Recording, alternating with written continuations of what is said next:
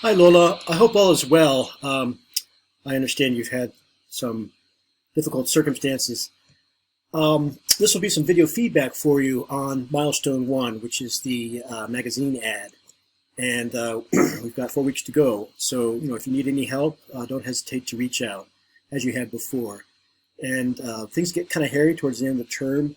So if you turn something in late, and I haven't graded it within a couple of days, don't hesitate to remind me. Alrighty? All right, I bid you strength. Lolo, this is the PDF that you uploaded in the discussion board this week. And I like everything about it. I like the way that the purple grades into this background. This cropping, at first I thought it was a bit awkward to lop off the top of the head. If you have more, you might consider, including more of the face, but it does give it a kind of generic quality that allows people to associate, maybe with it in its non-specificity.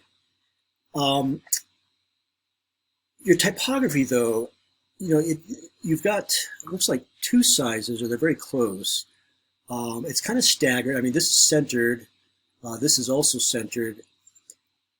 What I would do is I would capitalize on staggering it, rather than try to optically center this group under there and this within the page, perhaps just make them more random. And I don't think the contact information has to be so large, here and here. I would consolidate that maybe into a single line of small type. I really like the silhouette of the hibiscus, and the yellow, as I mentioned earlier, I think, is complementary with purple. So nice choice of, I guess as they say, accent color. I'm going to open this in Illustrator to see if I can move some of the ingredients around.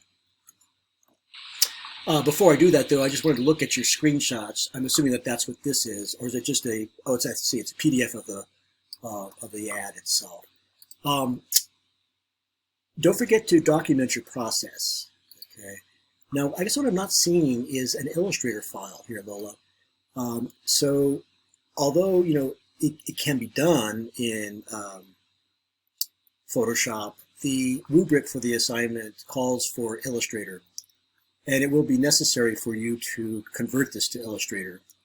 But don't sweat it, because the interface is very similar, if you haven't noticed that already. And let's see if I open this up. Taking a little bit of time here. Yeah, here we go.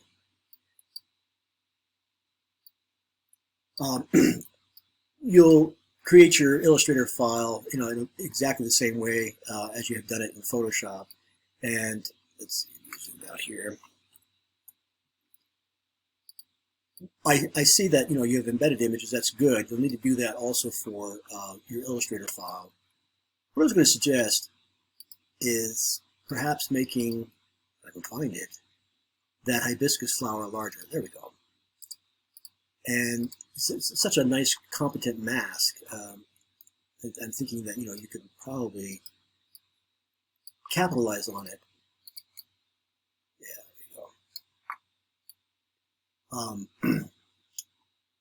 Transform scale. What if it is really large? Just curious. If the resolution can stand it, it may not be able to. With that big splash of yellow on top of that purple.